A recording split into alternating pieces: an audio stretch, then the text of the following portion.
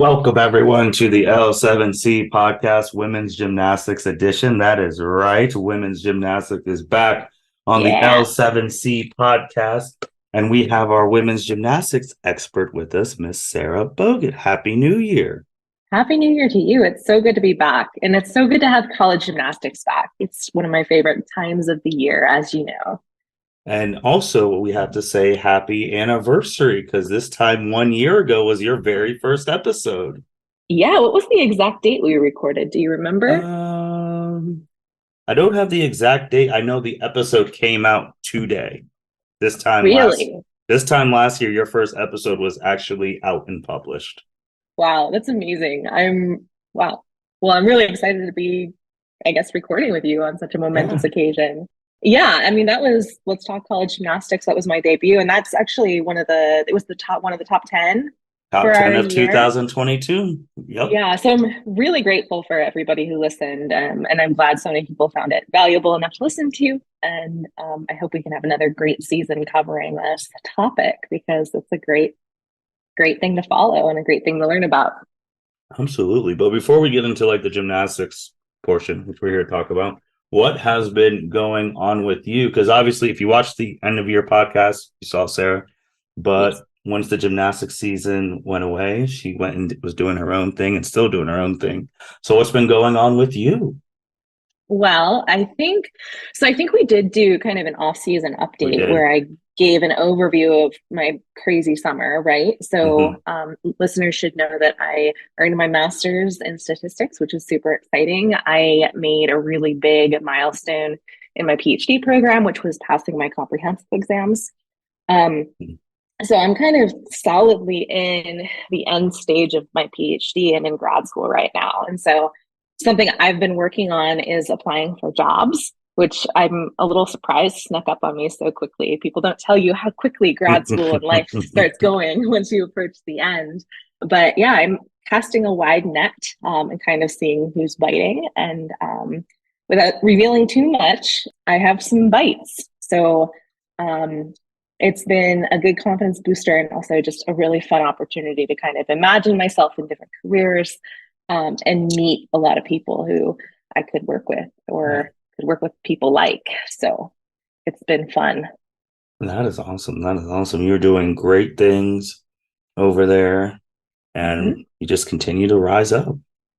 Yeah. And I actually just got back.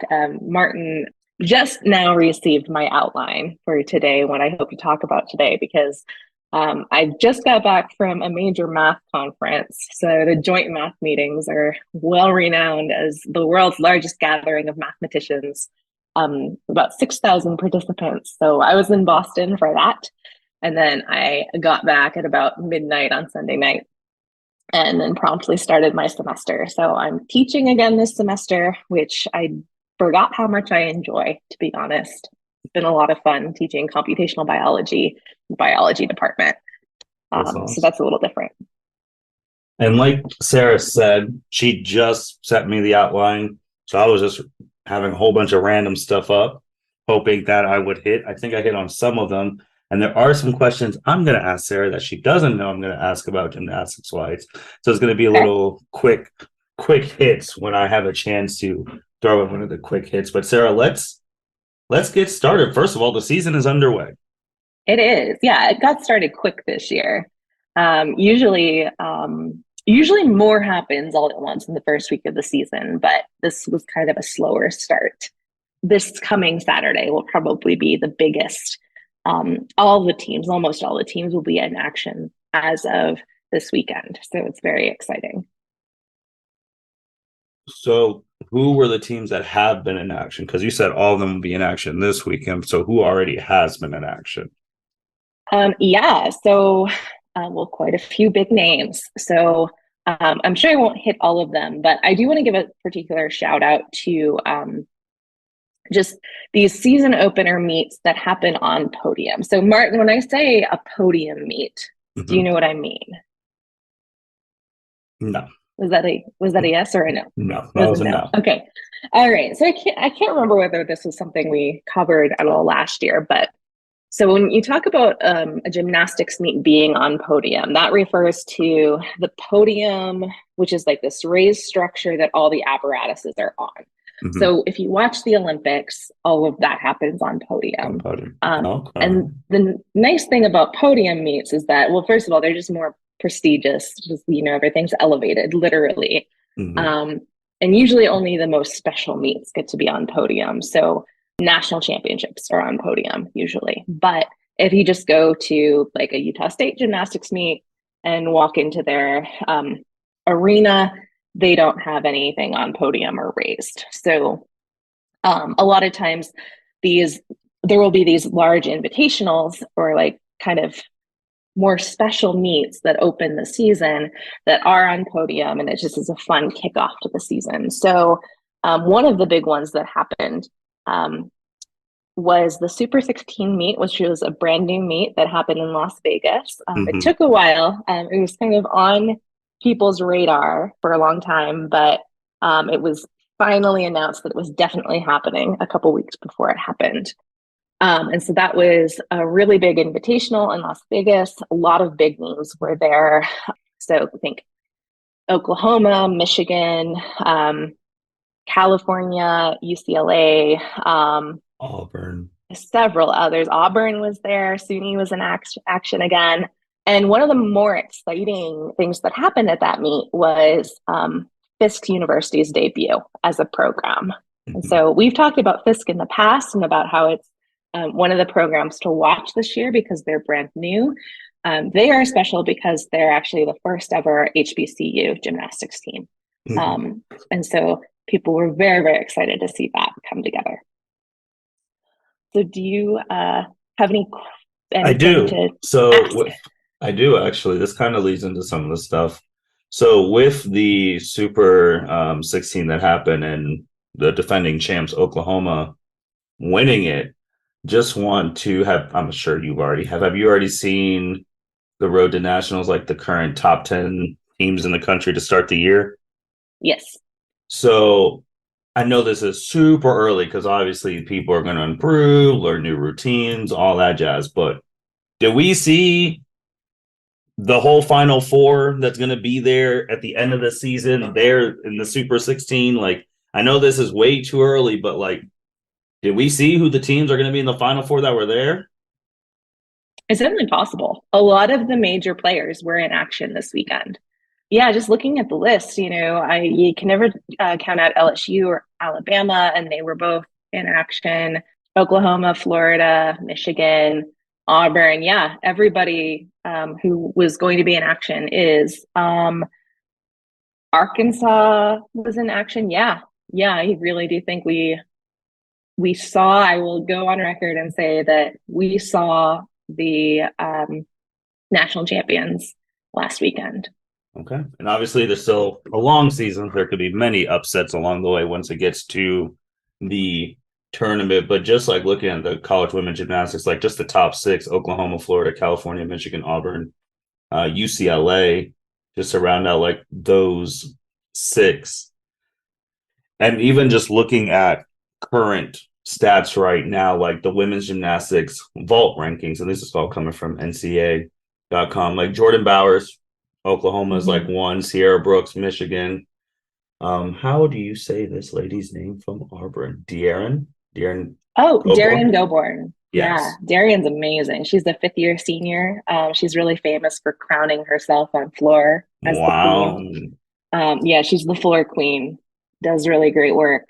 Yeah, and then you see like Oklahoma on top of a lot of their number one right now, currently on the gymnastics bar with Audrey Davis. Then you get to Beam, you got Suni up there, you got Trinity, Thomas. Like there's a lot of names who we talked about last year who are back, and a lot of these same schools. So it's just one of those things that where is this season who is going to knock Oklahoma off? Like, do we expect Oklahoma back in that championship? Like, is Well, this you can never season? you can never count out Oklahoma. Yeah. I was a little bit concerned by Oklahoma, not because they didn't look bad, but because they looked so good. So, like Mm-hmm. looking at their score, usually a 198 score is like an amazing score. That's the score you'd expect from postseason. And we've got Oklahoma throwing up a 197.9 in the first meet of their season. And so when we see that, historically, something that happens is, or something that can happen, is a lot of times when these teams start off really, really strong, they fizzle out. So I think that happened with Michigan a little bit last year. Like Yes. Mm-hmm. they were top, top spot all the way through early. It looked like nobody could touch them. And then they just dissolved in the postseason. So because of that, I'm a little concerned about Oklahoma. Now, the team that I was most excited by, and I just like was blown away by their performance, was actually Cal. So California, Berkeley. Mm-hmm. They're currently ranked third. They came in second Mm-hmm. behind Oklahoma at the Super 16 meet. And they just weren't on my radar at all in terms of being a really strong team this year because they lost some really strong seniors last year. They were really strong on uneven bars in particular. Mm-hmm. And they lost their uneven bars coach. Janelle McDonald is now the UCLA head coach. So because of various things like that, I didn't think we would see Cal doing this well this early in the season. That being said, I mean, Cal definitely got some good talent. So a name that you'll need to watch for and you will see, and everyone will see, is MJ Frazier, who was, I believe she went to Worlds last year. She's been an elite gymnast and has been wonderful and is also notable as being the younger sister of Marzetta Frazier, who is a fifth-year senior at UCLA, and was kind of in the middle of a lot of UCLA's struggles last year. For various reasons. And so there's this really great Instagram photo that I recommend everyone look up. MJ and Mars in their like kind of respective blue and gold UCLA and Cal leotard standing next to the beam at the Super 16 meet. Both of them, I'm so grateful that all of us get to watch both Fraziers in action for a season. If you could make, if someone said, Sarah, I need to pick the final four right now after the very first meet, and I got to take that to the bank, who would your final four be as of January 12th? Oh, that's so scary. I'm going to say Cal. I'm going to say Oklahoma. I'm going to say Cal. I think, are you writing this down? So you have, so in the final four, well, it's recorded, but so you would have Oklahoma and Cal. So that's two Definitely. spots. And then you can never count out Utah. I think this might be, I keep waiting for Utah to come back and have another championship year. So I'm going to put Utah in there. Okay. Just because you can't count them out ever. Okay. And then I'm going to say, this is difficult. I'm going to go on a limb and I'm going to say Michigan. Okay. Because I think they have a lot to prove. I think they're going to pull it together. So they have lost some really good talent, but they've also kept some talent. And they are going to be hungry this season. So right now, everyone listening right now in January, Final Four, Sooners, Cal, Utah, Michigan. When the Final Four actually happens, we'll definitely see how close our expert was having her pick on the spot in the middle of January. Oh no, but what about Florida? Florida has to be in there too. I So mean, who do I take four. out? There's only four spots. Oh no, this is hard. Florida. Oh no, because Florida could win. Hmm. Okay, I'm gonna take out Michigan, put in Florida. Wow. So we just kick out Michigan's redemption arc. I know. I'm sad. I think actually, hmm, I, as much as it pains me, I think maybe Utah. No, it's hard. It's hard. I think definitely Oklahoma, Cal, Florida. And then for the fourth spot, it'll either be Utah or Michigan. Okay. Well, who was the Yeah. final? Do you remember the final four of last year? Yeah, last year was Oklahoma, Mm-hmm. Florida, Mm-hmm. Auburn.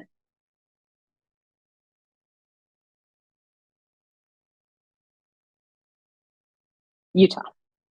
So you don't think Well, you left them out. You don't think Suni can take them back? She could definitely, but I don't know. The other teams are so strong, you know.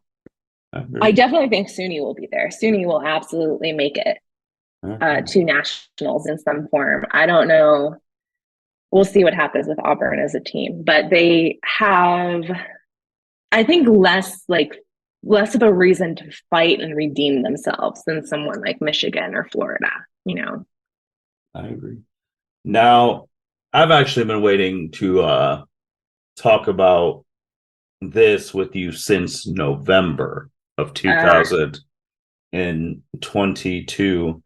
And this is now, I mean, probably the most well-known, not just maybe the most well-known athlete in women's gymnastics, but now she's one of the most well-known college any athlete on the planet right mhm. now, and that is Miss Olivia Dunne from Yes. LSU. So the first thing, just want to go back of what I really back in November. I want to make sure I get all of this. There was controversy, if you want You, to call it controversy. are you talking about the New York Times article? Hmm. Yeah. And I'm trying to make sure. Yeah, so it also, yeah, the New York Times article, and also with Stanford's women's basketball coach, Tara Van Dever. She was critical about Olivia Dunn, about the basically saying that the trend, her stuff, is a step back for female athletes. She said, I guess sometimes we have to swing this swingy pendulum. When we take two steps forward, like we take a step back, which she said in New York Times. We're all fighting for the opportunities to compete, to play, to have resources, to have facilities, to have coaches, and all things go into Olympic caliber athletes. This is a step back as regards to Olivia Dunn and her TikTok and Instagram for her name, image, and likeness. She responded, 7 figures. I'm proud of it, especially since I'm a woman in college sports. There are no professional leagues for most women's sports after college. So, what what, like, this is November before we get to today. What did you think about, though, that situation with Dunn? And for anyone who doesn't like know her, obviously her social media is astronomical in the millions, and she's deemed attractive by most of the male and female population, and she has endorsement deals. I even just looked up currently right now, as of 7 days ago, Olivia Dunn is the only women's gymnastics person on the top 10 most NIL money, and she's at 2.7 million. She was ranked number 6. That's ahead of Buckeyes quarterback CJ Stroud. That is right after Caleb Williams, who just won the Heisman Trophy. And then the other people, only other people who made more than her are people like Caleb, Bryce Young from Alabama, and Archie Manning, who the Manning name, and number one, Bronny James, who is the son of LeBron James. But a woman is in the top 10, especially from women gymnastics. Like, so how did you feel when that stuff, how are you feeling when that stuff came out against people saying she Yeah. took women a step back, but she's like forward? What were your thoughts? So the New York Times article, I definitely have some thoughts about. I guess, like, first of all, well, first of all, I also want to acknowledge that I am not, I have, like, I'm not sexually attracted to women. Yeah. And I have never had the experience of, like, being a man who loves looking at women, looking at social media and getting excited. That's not an experience I have. Mm-hmm. So all of this comes from, like, that place, I think the okay, so I guess, like, another thing I want to say is that Livy Dunn has gone on record talking about how much work she puts in her social media. So it's not that she is just sexy and is just getting money because she's sexy. Mm-hmm. She has been, curating her social media since she was 10. She's been working really, really hard on curating it. Does modeling, which, like, isn't it's a job, it's work, um, she puts in the work to create her presence. I don't think it is her intention or her objective to just be really, really sexy and make money off of that. That being said, if that were her job, if that were her intention, I don't think there would be a problem with it. And I feel like the reaction of the Stanford basketball coach was a little bit like, it bothered me because she seemed to be like putting the blame on Livy for the step back happening, when, like, if people look at Livy Dunne's social media and all they see is like a sex pool, that's on them. You know, like when I look at Livy Dunne's social media, I see an entire person who does gymnastics and does good work and has figured out how to work social media. And if people are going to reduce that to just being fully sexualized, that's like kind of oversimplifying it. Mhm. And I feel like that's kind of like on them and not on Livy. So that was my initial reaction. Livy had kind of a nice response. I don't know if you saw this, but she took a screenshot of this photo of, on the front page of the New York Times article. And she like said something. She had a great response. She said something like, "Oh, is this too much?" She had like a picture of herself in a leotard. And she's like, "Is this too much for you, New York Times?" So she's just like willing to call out the idea that, Yeah, because the yeah, article, like she's not intentionally trying to make money just from her looks. yeah, because I mean, that New York Times article was new endorsements for college as the thing keeps popping up. Bum, bum, bum. New endorsements for college athletes resurface the old concern, sex sells. So I had a whole bunch of things, and I was looking at this from like trying to be as objective and see it from everyone's angle and point of view. So, in terms of the sex sells thing, I think we're at a point in 2023 that I don't even think that needs to be said, because that's just, it is what it is. It does. It's been selling since the dawn of time. It's going to sell when the universe is gone. Mm-hmm. That is just, I don't know why that has to be resurfaced all the time. I think with Coach Tara, and I can't speak for her because I actually wrote this down like ways back. I personally wouldn't have called it a setback, because if it was a setback, that nobody's profiting. Mm. But I feel like from what she was trying to say with like the sex sells and all this thing is that, like, hey, there are a lot of talented women, and in her case, she's talking about her basketball team or other women in college stuff, who aren't getting the same NIL looks as done Mm-hmm. because they don't look like her and they don't have the social media that she has. And like you already stated, like she's been working on it since she was 10. But I think that's where Tara was coming from. It's just like Dunn is getting all of these deals. And like if you compare Dunn's NIL to like a normal college woman's NIL, it's night and day. Mm-hmm. So it's like, and I think what her thing is too, it's like no disrespect to Olivia, but I mean, Sarah, she's not what? She's not the top, she's not even in the top three of her sport.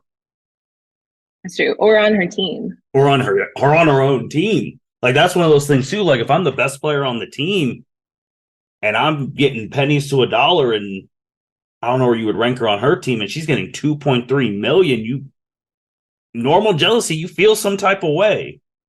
Hmm. Like I get Yeah, it that from is like true. all those different angles, because it's like Suni Lee is the all around Olympic champion from the last time we had the Olympics. But and if you say women's gymnastics, you forget Suni's still there. You say Olivia Dunne. That is the only, like, any casual person. Do you know anyone in women's gymnastics? Oh, that girl on Instagram, Olivia Dunne. Like she's completely taken over the sport. New York Times didn't help, like, I guess helped in like this article. I think this article did change the landscape of how we think about and talk about Olivia a lot. Yeah, so Um, those are but like yeah, some I things I've think thought of. yeah, and it's an interesting thing. Like, I think we are going to continue. When we did the NIL podcast, I Hmm. know the last college football podcast, NIL came up as a Hmm. topic, and I think we're going to continue talking about NIL.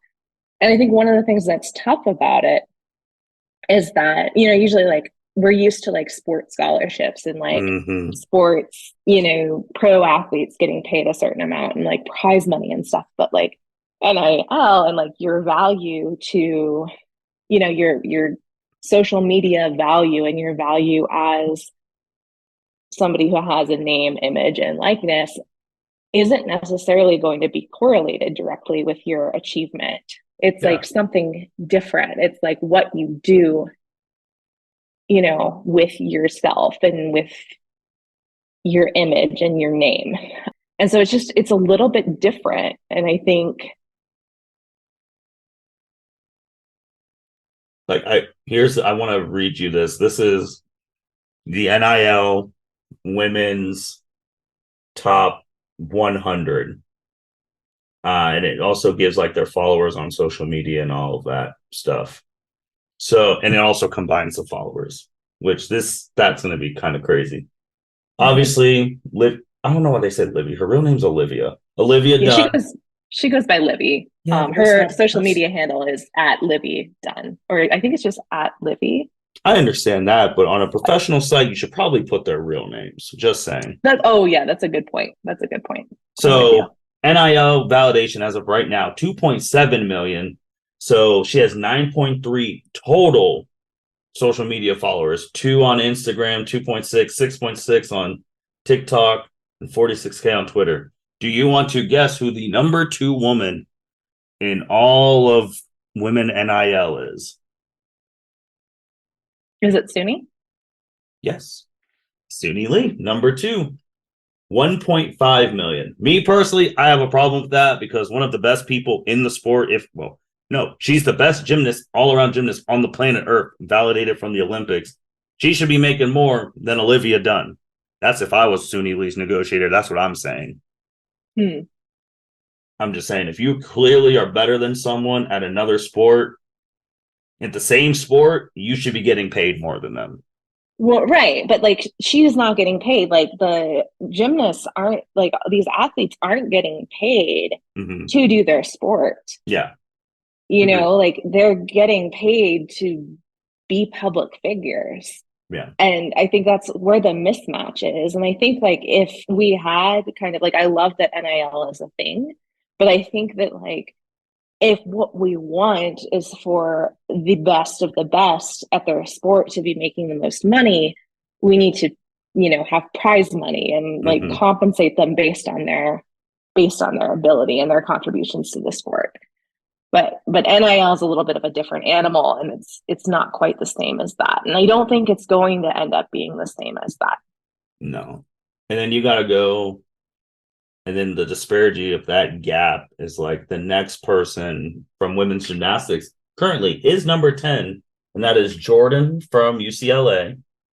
Jordan, she does great work. Oh, And she's at 370,000. Obviously, this is not chump change because that's one thing I want to make sure for like the normal people listening. We're not like golfing at these numbers saying, oh, only 370,000. That's still a lot of money. But from 2.7 to the like 10th to 370. And I don't know if, I mean, you could tell me they might do different events. Like, I'm only looking at it from not the endorsement thing, but from like the athletic, like the mhm. better in the sport thing. Like, who would be, in your honest opinion, who is a better gymnast, Jordan or Dunn? Oh yeah, just definitely Jordan and Jade Carey, I would put actually higher than Jordan Jake probably. Carey was ranked 11th All right, there you go. That in makes sense. NIL money, which is cool to see that. And 13th was Grace from Utah. Yeah, go Grace. That's So really cool. It's really cool, especially given it's cool that Grace is so high, given that I don't remember whether we talked about world championships this year and how those went. I don't think so. Well, there is a topic since Suni has come up. There is something I realized I forgot to put on the outline that we definitely need to talk about, which is Suni Lee's recent announcement about her future plans. Mhm. Um, but something pretty cool that happened. So like we've been talking, and it's something we talked a lot about last season, was about how like more and more we're seeing elite gymnasts go to college. So Mhm. like we have a whole bunch of Olympians that made their like Olympic champions, Olympic silver medalists that made their NCAA debuts last season. Now that's what's happening is college gymnasts are going back and being on world championship teams for the US. So the US world championship team this year was Jade Carey, Jordan Giles. Oh no, I lost it. Oh, Leanne Wong went, who she was an Olympic alternate, and competes for Florida, and Kayla DiCello. Oh, and Shilese Jones was also there. And Shy, we are going to see at Florida in a year or so. But, we had a situation where two Olympic superstars who became NCAA superstars went back to the world championships. So I think Mhm. it's really interesting that both Jade and Jordan are, Grace is just below them when Grace didn't do an elite season this year. you know Jordan and Jade were getting back in the kind of Olympic level spotlight with world championships, and so they were able to up their stock if NIL in that way. But it's interesting that even then they weren't able to catch up with some of the top ones. Mhm. And so all of that relates to how I feel and my thoughts on Suni Lee's announcement. So Martin, would you like to, I know Suni's your girl, you really I love do. her. I do love some Suni. I So do love the champ. why don't you tell the people about what Suni shared with Oh, well, I us? don't want to put that on the spot. Like how she's leaving Auburn. Like, oh, that's rude. Yeah. I'm sad. Yeah. No, I'm not really. It's not really an announcement I like to make, but she's leaving after this year. But Yeah. Like this season's Auburn's last season with Suni. that means they got to win it all. They got to do it now. I like I said, I don't know if that'll happen. I think Suni could win it all. Although Trinity Thomas, I don't know. Well, she is good. She is really good. Yes, she is. But I guess like I wanted to hear a little bit, like other than like I know you're sad and stuff, but like are you surprised? Are you No, surprised that Suni? no, I don't. I don't think so. I don't think that it's so weird because gymnastics is like one of these only sports where you have like this other like the elite like stuff because like let's just say like basketball for instance you go to basketball middle school high school hope you get a college scholarship and then you can go to the NBA then all these other professional things but like the NBA is like the top like for many years I didn't Mhm. even know like people cared about like the college women gymnastics because they're just like, oh, I'll just watch like the elite stuff and I'll wait for like the Olympics. Like, why do I need to watch college if the best players, the best gymnasts aren't in college? So that's like the sense that I've always felt. So like when Suni went to Auburn, I really thought that was like a monumental, and then all the others as well. But like her going Mhm. like fresh off of a medal, and you're like, yeah, I'm gonna go to college and I'm gonna Mhm. compete. Like I thought that was a boost in the sport that it really needed. But I get it. I mean, but I just would wish one day, like 10 years from now, the next Suni wins a medal and then like competes all 4 years at like a school. Yeah. See, like that was my surprise. So like Suni's, I don't know if everyone saw Suni's announcement, but like the way she phrased her announcement was, I'm leaving Auburn in order to go for the Olympics in Paris. Yeah. And I thought it was interesting that she framed it that way when her Olympic teammates are making it clear that we are in an era where you can balance NCAA and and college really effectively. Mm-hmm. What I suspect is that, Suni just doesn't want to be in college. Mm-hmm. I think maybe she gave a podcast interview that was taken down pretty quickly last year, where she like made it sound like she wasn't really that serious about finishing her degree, and that she was using Auburn as a platform to kind of keep her gymnastics going and to kind of grow as a person. But I think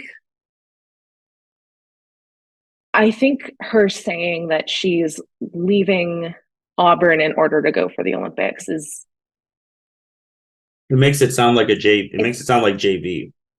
yeah, it makes it sound like JV, and it makes it sound like it's not possible to do both. And it's like Yeah. continuing to like make the public think that you can't do both when like people are showing that you can, And I think like Jade Carey has gotten a lot out of NCAA. Like, I think in terms of like developing her gymnastics and developing her execution and like her confidence. I think Jordan Childs, of course, is like clearly loving UCLA. She's like clearly getting something out of it. So I don't know whether like Suni's just not that into school. Like a lot of these gymnasts grow up just doing gymnastics and being homeschooled.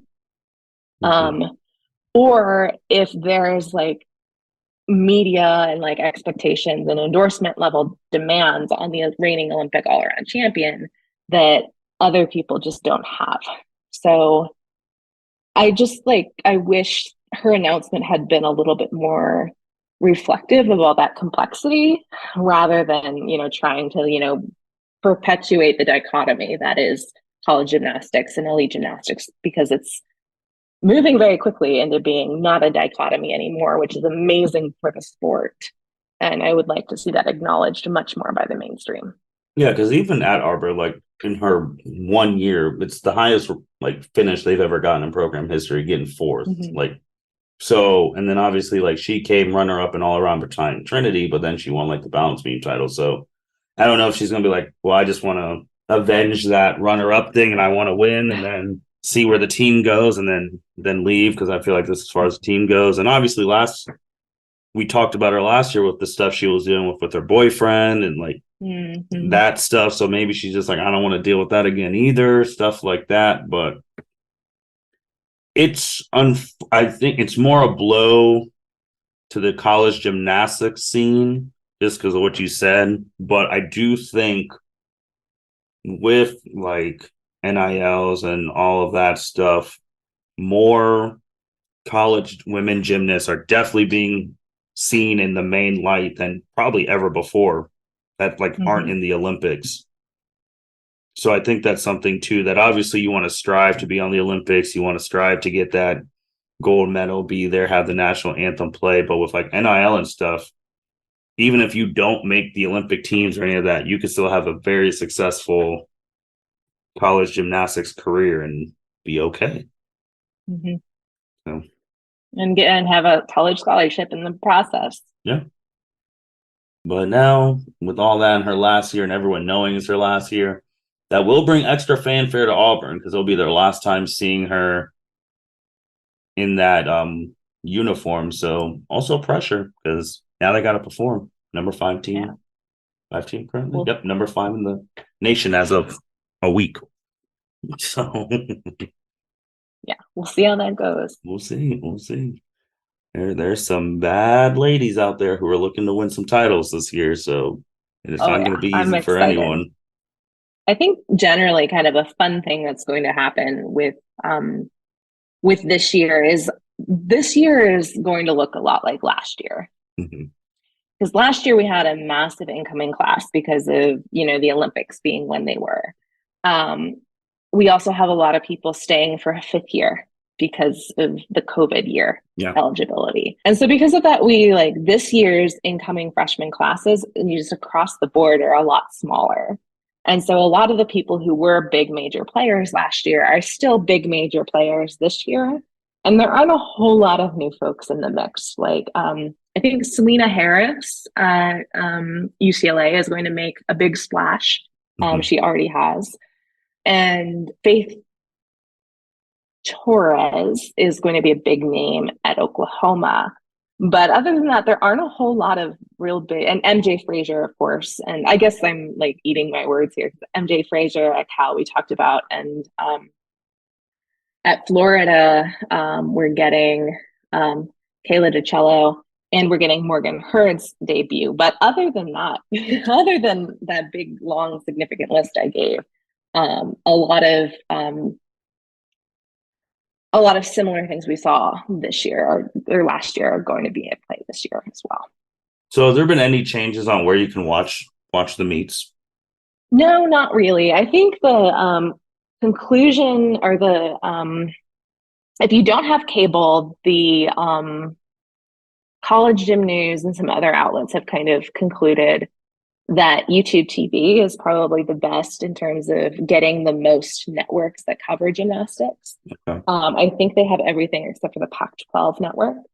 The Mountain Rim Gymnastics Conference, my home conference, of course, continues to be highly accessible with really excellent parity and lots of free streams by the teams themselves. So I'm a big proponent of, if you don't have cable, the MRGC is a wonderful place to start in terms of following. A lot of teams are also on ESPN Plus. Those are kind of the mid-tier teams and kind of outside of the box meets, or like the big teams that don't make it into a TV slot.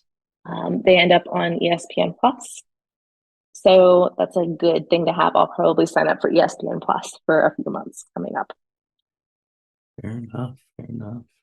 Besides that, a couple of other things before we close up. Plans. What's Sarah watching this weekend? What meet what are you watching?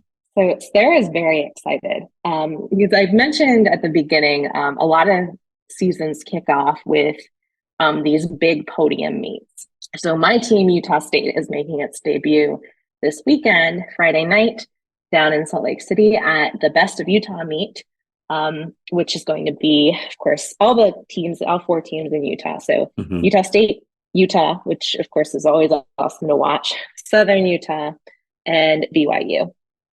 So that's Friday night, a podium meet down in Salt Lake City.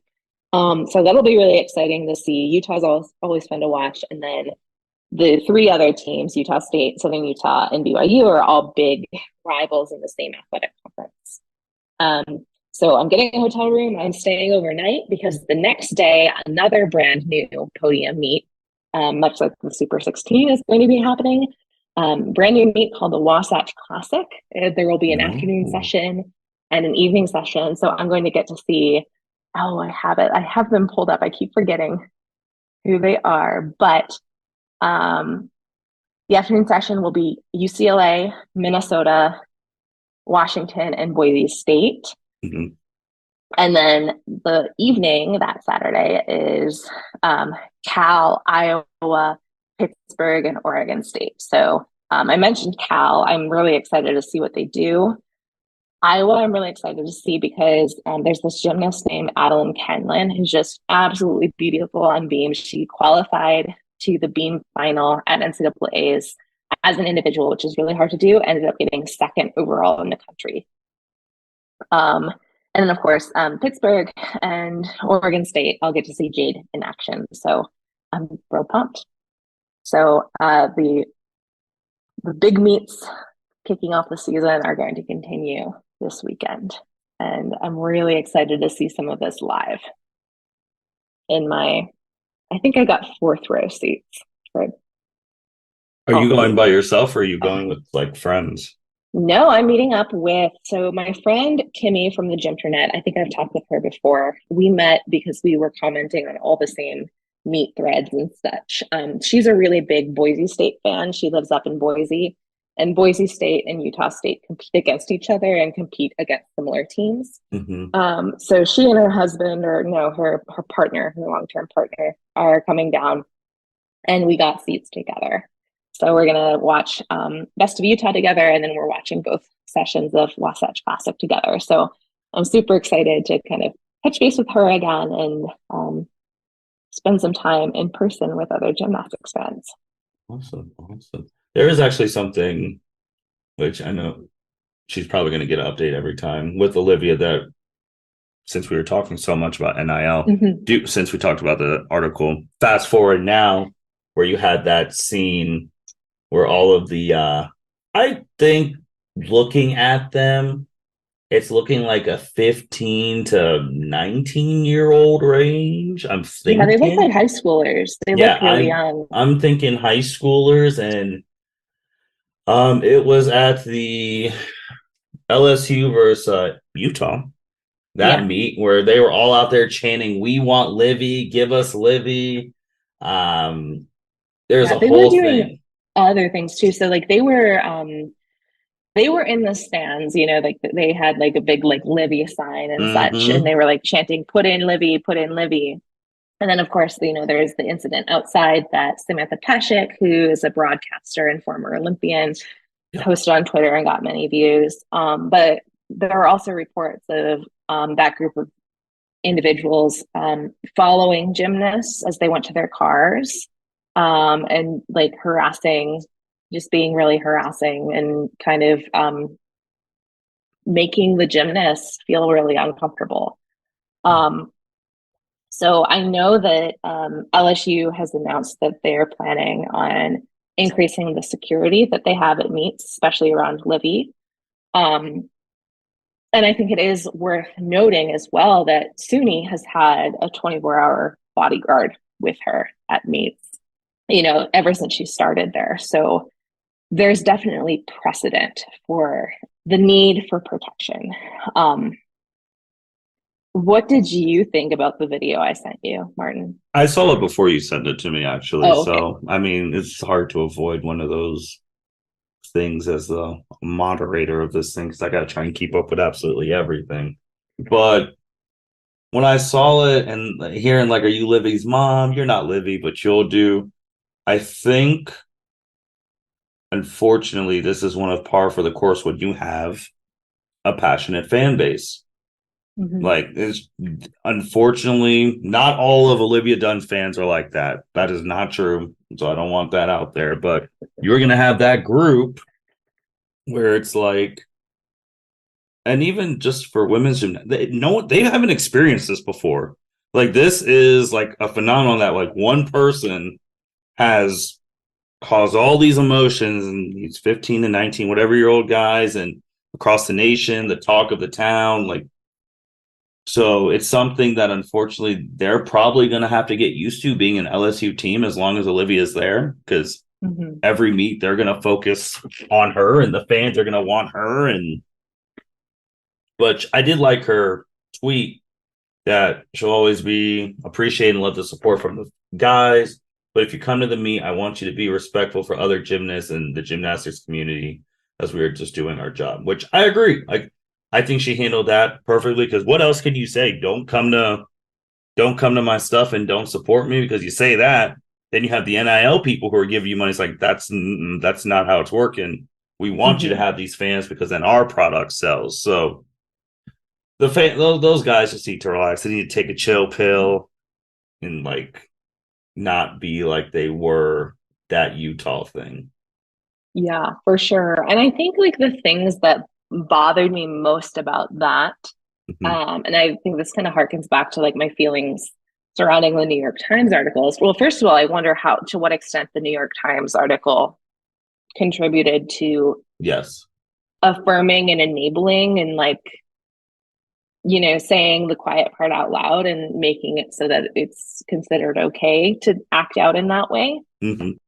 I saw, but like the responses on social media from various people, there were a lot of them that just kind of annoyed me and upset me. So like there were like camps of people who were like, oh, well, this isn't, you know, this isn't bad. Like this isn't scary at all. You know, like everyone needs to man up and blah, blah, blah. But like it can be scary to be a woman in the United States, and especially one that is being obsessed over. And so there was like some not understanding happening of like the danger that could escalate. And then another thing I saw a lot of that also related back to the New York Times article was there were a lot of people posting and saying like, oh, well, this is Libby's fault for being too provocative on social media, Okay. which those comments were very, very common. And it just, kind of upsets me because, again, it's putting blame on Livia for the way other people are reacting to her. Um, and then also, like, I think it's important to know and recognize that this sort of behavior is pretty common for a lot of women, that, like, regardless of how they present themselves. So something that happened to Shawn Johnson. So she was a 2008 Olympian. She was 16 at the time, was America's sweetheart, won the silver medal and all-around gold on the balance beam. And she actually had a stalker. Like, she had somebody who, like, was trying to hunt her down when she was doing Dancing with the Stars with duct tape and zip ties, and was planning to kidnap her and make her his wife, basically. And so, like, even if you're just a 16-year-old, like, super wholesome, like, like, conservative 16-year-old teenager from Iowa, like, this sort of thing, this sort of obsessiveness can still happen. So I think it's a good idea for LSU to be expanding their security. And I do hope that fans rein themselves in a little bit and make sure they're not making anybody feel unsafe when they shouldn't be made to feel unsafe just for doing their sport. Yeah, I agree. So on the first thing you said about, oh, you need to man up, it's not that scary. Like I already said earlier, this is the first time this has happened, so no, everyone reacting is fresh. Like, it's not like, it's not like we've been through this before, and even if so, it's not like, if you're walking out there, they're cheering for one person, and you're not that one person. They're basically like, oh, I don't care about you. Like, you don't know how that could go. And you already talked about, like, being a woman in, like, America, and how that stuff can go as well. On the provocative dressing thing, again, this is going to be a debate. Unfortunately, that's going to be as soon as the sun comes up and as soon as the sun goes down. Like, this debate will never die, no matter what generation it is, from Gen Z, Boomer, Millennial, Gen Z, whatever the next generation is probably going to be called space something, because it'll be on space in space. But I think that a way a person wants to dress is the way they want to dress. That is what it is. It's up to you to how to control your urges or whatnot. Like, just because someone's dressing in a certain way doesn't give you said thing to do anything to said person. My other thing from the other side, because we live in an age where people take things they try to compare it to other life events that have happened in the world. No, this was not the Capitol riots. So no one was rioting, like, no one physically got hurt. And there was some where they tried to compare it to, like, the 1957 incident in Arkansas, where they were integrating that high school. And I was like, all right, guys, Oh, is this something you saw on social media? Yeah, social media is the Oh, death of wow. things. But I'm like, all right, guys, I understand, but let's not. That's a whole different ball game. So the moral of it all is, Livy said what she needs to say to her fans. Those fans need to take accountability. There's already guards and all that stuff. If any fan gets way out of hand, you kick them out. You're not allowed back. Press charges, and then and that's that. And then the LSU coach needs to tell them, like, hey, we're gonna have to expect this every meet. Every meet. Like, this is not gonna be a one-time thing. So It makes me also wonder whether, like, having high NIL earnings could hurt a player or some other athlete in the future in terms of being invited or recruited to be on a team. Like, at what point does NIL fame and fame in general interfere? Like, in some ways it's really good because it brings a lot of eyes to the sport, but at what point does it become disruptive? And like, there's, like, the question of whether it's disruptive in general, and then, like, the more important question is, at what point does the school and does the coach decide that it's disruptive and they want to put a stop to it? So I think that's a good question. That's a very, very good question because so. if you think about it, like there's a let's just say a sophomore junior on a team. Let's say we're on Utah and we're here busting our butts, not getting any NIL, whatever. But then you see that Utah's recruiting the top gymnast in high school who's making 2.2 million off NIL already in high school. And you already know that's going to be a distraction. And you know that these companies obviously want the athlete that they're giving these money for the endorsements to be on the forefront. They want them starting, they want them there. And it's like, and I know we've talked about some of that stuff, but that puts pressures on the coaches, the university, because it's like, if we're not putting this top person forward, because this person, unfortunately, is bringing eyes to our school and schools, universities, as you know, they are a business. Mm-hmm. So it's like, I how work at much? universities, yeah. Yeah. So how much does that affect the things like that's the stuff going forward? I know it's already happening, like in college football, where you don't pay someone 2.7 million to ride the bench. You expect them to start. You expect them to do all of the things. So I agree. That's a very good point because where it's like, do we really want like is this distraction going to hinder our team's performance, or can we get past it? Wow. I know that's something that Jordan Weber, a famous coach of Arkansas gymnastics, that's something Jordan Weber was very vocal about when NIL first started. Is she was Mm-hmm. worried about how, in particular, she was worried about how it would impact the team dynamic. Mm-hmm. She said that so far she hasn't seen it have a negative impact on team dynamic and such. Mm-hmm. It's actually been pretty positive for the morale of everybody. But I do wonder, in Livy's case and like the more extreme cases, what the impact of the team morale and team relationships and just the overall culture of the team, how it's impacted by various people making various amounts of money. Oh yeah, because I mean, it could be positive, which I agree, but it can also be negative because you're gonna have teammates on your own team who are jealous of you and are sick of it. Yeah. They're gonna be like, "Why don't you just leave? Like Oh, I you're have not." no doubt that there are, Auburn gymnasts who are annoyed by the Suni fanfare. Like, Oh, I'm willing absolutely. to bet that that's happened and is happening. And I'm willing to bet that there are people who were really excited when Suni announced that she was leaving Auburn. Yeah, because it comes to a time where it's like all of these. First of all, as someone who has had a brother who had a full ride like scholarship in basketball, all that stuff. Anyone who has a scholarship to play a college sport is one of the top athletes in the planet in that sport. So that when you see someone else on your team and you are busting your butt just as much, if not harder than that person, and they're getting all the fanfare, all the attention, all the NIL, if you have great character, you make it pass. But a normal person is just like, well, what am I, chopped liver? And that could be dangerous in a team game. So, Yeah. So I think we're going to be continuing this NIL discussion for oh yeah, years to come. And it'll be very interesting to see how various aspects of it play well, everyone has their time before Congress takes it over. That's out. that's because once they take it over, it's going to be game over for a lot of people.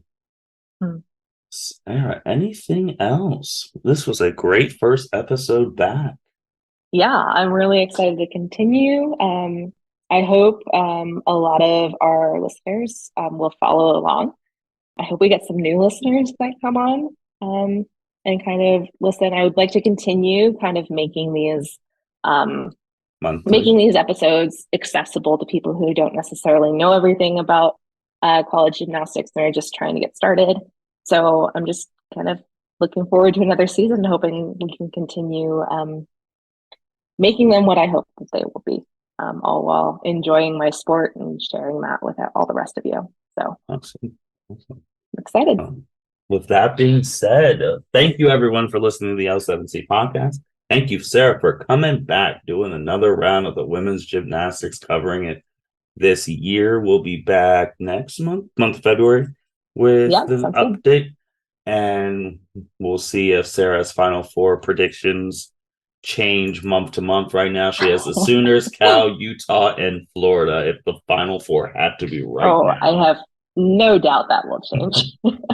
But make sure you like, rate, comment, subscribe wherever you listen to, and we will be back next month with more women's gymnastics. This is the L7C signing out. Thank you for listening to this episode of the L7C podcast. Be sure to like, rate, review, and subscribe to the channel. Follow us on all social media platforms, and we'll be talking to you guys soon. Take care.